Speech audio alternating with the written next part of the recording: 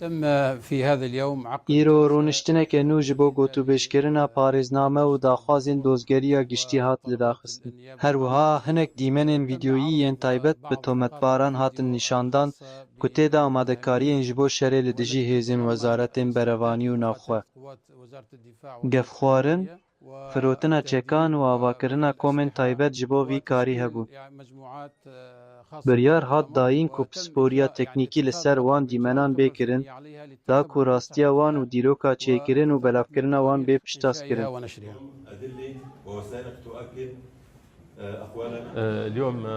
îro komek ji tometbarên binpêkariyên peravên Sûriyê ku di şeşê sê 2025 de kewimîbûn hatin dadgekirin.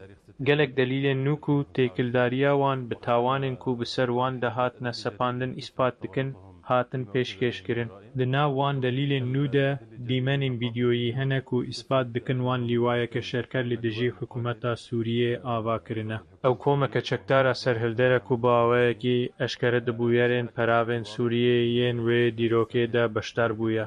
Derfet ji wan re hat dayîn ku parêznameyên xwe bi awayekî eşkere û zelal pêşkêş bikin û wan daxwaz kir ku ji aliyê pisporekî teknîkî ve lêkolîn li ser wan dîmenan bêkirin.